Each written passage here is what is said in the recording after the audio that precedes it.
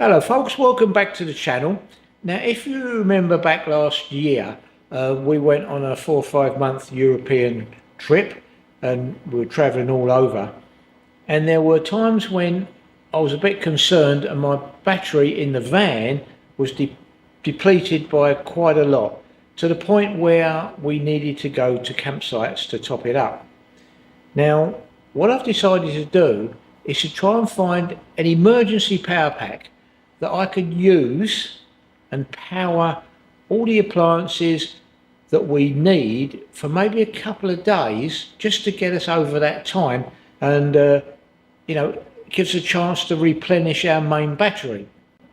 And I've looked around and I want something that's relatively lightweight, relatively compact, yet powerful enough. And I've come across the AllPowers S2000, which is what this unit is here. It's a 2000 watt hour inverter that will give us AC power where we need it, and I think there's plenty of DC power as well. It's a 1500 watt hour battery, lithium ion battery. At the moment I'm just charging it up to 100%, and I'm going to do a few tests with various things. The main things that we use: the kettle, the air fryer, the induction hob. But I'm also going to do a little bit of wiring job to see if I can get it to heat our water up that's inside our trauma, to give us at least one shower or one full tank of hot water. I know it's a big ask for such a small unit, but it's worth a try. Our 12 volt power and our 240 volt fuse board is all underneath here.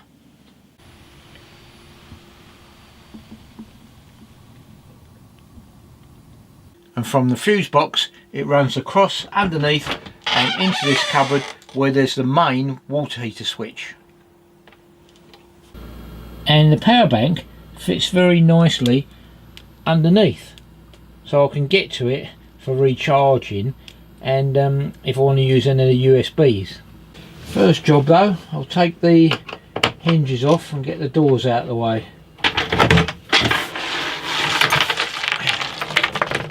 That's it. That's a bit better. I can see what I'm doing now.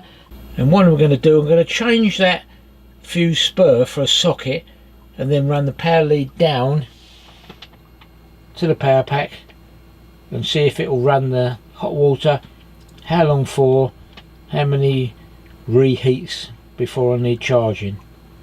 Well, I've undone the socket and taken a bit of boxing out, and what I've found is there's a hell of a lot of slack on the cables.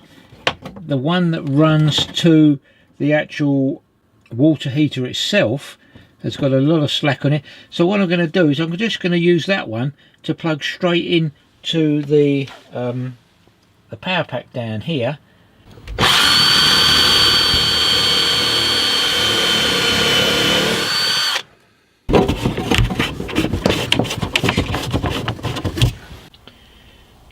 So that's the power feed lead that goes to the water heater, and I've got it coming through the back here, and it's plugged into the front of the unit. That's now going to cut in and out when the thermostat tells it that it requires power to heat the water up, and we'll test it and see how many heat cycles I can get out of it. So this is our 10 litre trauma water heater, and where we've got it positioned is below the sink itself. This is where we keep all our cleaning products, and then I box across the face of it with some boards so that nothing can go in there and damage it. And what I've done is isolated it from the main fuse box and made the other end safe by putting a double socket on it, and then the cable that runs to the water heater thermostat, I've simply put a plug on the end, and that connects to the S2000, and that's the new power supply that's going to heat the hot water up. So we're plugged into one of the 4 sockets. These will give 2000 watts, surge 4000 watts, which is quite handy if you're using power tools. but we'll just use the one. I'll see how it goes during the day. The hot water's full at the moment and top dried up, and as I use it normally, we'll see how this indicator here will go down, and it actually tells you how many watts you're using over here. If I was to charge it, that will tell you how many watts in you're getting. And from a mains charger, there's no power brick or anything, which is really handy. 400 watts, it'll charge it up nicely. You can also charge it up by an XT60 socket and go to your solar panel. So this is the full setup that I've got. The unit itself came with this hefty showerproof cover, and I've got the additional 200 watt folding solar panel kit as well, which came with this zip bag full of every charging cable combination you could want. So the XT60 cable plugs into a power pack, and the solar panels are the 4-leaf folding type with the pull-out legs behind. And even on a winter's day like today, I managed to get 120 watts of power going into the unit and charging it up. And you can also use the cigarette lighter socket from your van. You've got several options, and you can combine them as well. You can combine your solar with your mains, and you get a much higher input and a much quicker charge time. So I'll monitor what's going on during the day and see how quickly that depletes, how much hot water we've got, and whether it is a viable option to run this. Right, I'm back outside now. I've done the first test. That was running enough hot water to do the washing up. Then the thermostat kicked in, the power pack kicked in, and it used a total of 46% of the battery to replenish the hot water and bring it back up to a full tank. So that's the first test. Now I want to see if I could do a little bit of cooking as well and still have the power in it. I'm trying to get a handle on whether or not this will last a day or so. First test then, we'll run the kettle. I've got enough water in there for 4 cups, which is round about the most we ever have in a day. Turn the AC on and turn the kettle on.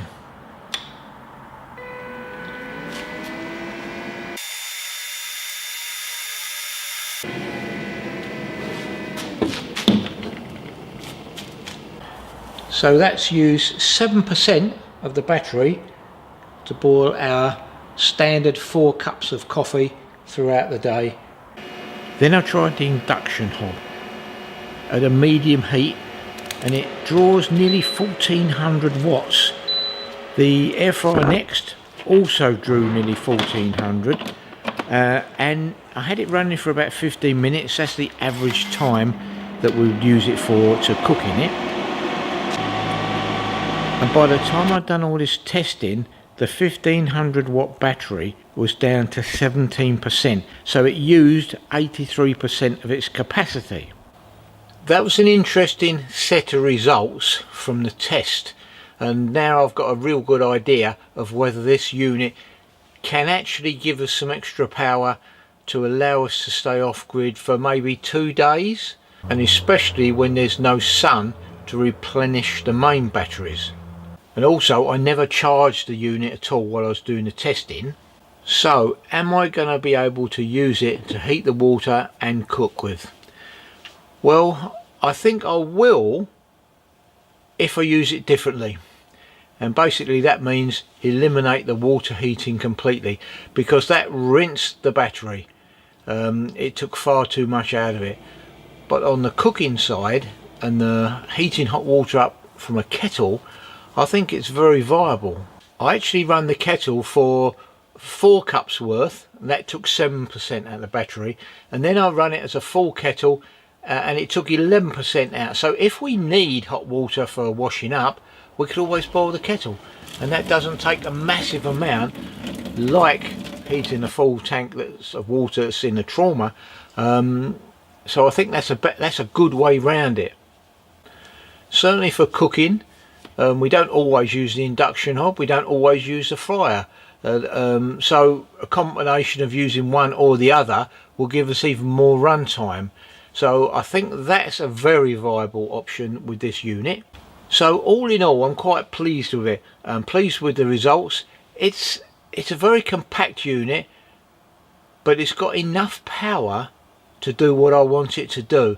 So I think we'll certainly be taking it with us on our travels next time, and you know, it will give us those extra couple of days if we find a nice off-grid spot. With regards to heating the actual hot water for washing, well, it doesn't make much difference if you go without a shower for 2 days. We've all had wet white washes, and they do the trick. So I think we're definitely going to be using it on our future travels. At the moment it's selling from AllPowers just under £800, and if you want the additional 200 watt solar panel, that brings it up to just a total of just under 1,000.